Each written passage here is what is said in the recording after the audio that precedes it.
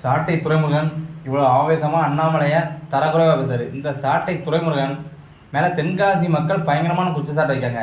என்னென்னா, கனிம வள கொள்ளைக்கு எதிராக போராடுறதுங்க பேரில் கனிம வள கொள்ளையில் எவ்வாறு திராவிட முன்னேற்ற கழகம் ஒரு குறிப்பிட்ட பங்கு வாங்குதோ அதே மாதிரி இந்த சாட்டை துரைமுருகனும் நாங்கள் வளர்ந்து வர்ற கட்சி தென்காசி மாவட்டத்தில் எங்கள் கட்சி பலமாக இருக்குது, எங்களுக்கும் ஒரு பங்கு தரணும்னு அப்போதைய மாவட்ட செயலாளர் சிவபத்மநாதன் போய் கேட்டிருக்காரு. சிவபத்மநாதன் அதுக்கு என்ன சொல்லியிருக்காருன்னா, எப்போ உனக்கு பங்குலாம் தர முடியாது, சொன்னையில் வேணால் 2 கிலோ நொங்கு வாங்கி தானே, வாங்கிட்டு போ அப்படின்னு இருக்காப்புல. சாட்டை துறைமுறை என்ன நினச்சிட்டாரு, நம்ம இவ்வளோ பெரிய ஒரு கட்சியோட கொள்கை பரப்பு செயலாளர் இருக்கும், நம்மளுக்கே பங்கு தர மாட்டாக்கானே, நம்ம பவர் என்னன்னு காமிப்போன்னு சொல்லி மேடை போட்டு சிவபத்மநாதனுக்கு எதிராக பேசுறாரு. வீடியோவும் சிவபத்மநாதனுக்கு எதிராக போடுறாரு. ஆனால் அதனால் அந்த மாவட்ட செயலாளர் பதவி சிவபத்மநாதனுக்கு போகலை.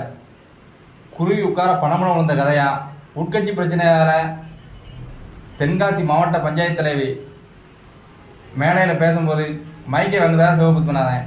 அதில் அவர் கையை பிடிச்சி இழுக்கதா வீடியோ எடிட் பண்ணி பறக்க விடுதாங்க. அதனால் அவர் கட்சி மாவட்ட செயலாளர் பதவி போகுது. உடனே அடுத்து இதே சாட்டை துறைமுருகன் என்ன பண்ணுறாருன்னா ஒரு வீடியோ போடுறாரு. எப்படி சாட்டை துறைமுருகன் எதிர்த்தா என்ன வந்துடுறதா, மக்களுக்கு எதிராக நாங்கள் எந்த பிரச்சனைனாலும் குரல் கொடுப்போம், கனிம வள கொள்ளையை தடுத்தே தீர்வோம் அப்படின்னு சொன்னார். ஆனால் அதுக்கடுத்து புதிய மாவட்ட செயலாளராக ஜெயபாலன் என்ற நபரை நியமனம் பண்ணாங்க. இதுக்கு பிறகு நாம் தமிழர் கட்சி என்னைக்காவது கனிம வள கொள்ளைக்கு எதிராக ஒரு போராட்டம் பண்ணியிருக்கானா? எந்த போராட்டமும் இல்லை. சிவபத்மநாதன்ட்ட பங்கு கேட்கும்போது பங்கு தர முடியாது, நொங்கு வேணா தரவும் போப்பா அப்படின்ட்டாரு.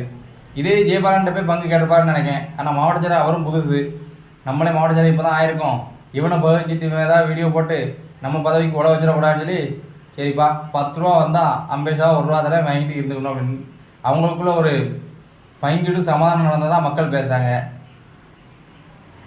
இந்த சாட்டை துறைமுருகன் கனிம வள கொள்ளைக்கு எதிராக இனி எப்போ தென்காசியில் போராட்டம் பண்ணுவார் என்பதை மக்கள் எதிர்பார்த்துட்டு இருக்காங்க. நன்றி, வணக்கம்.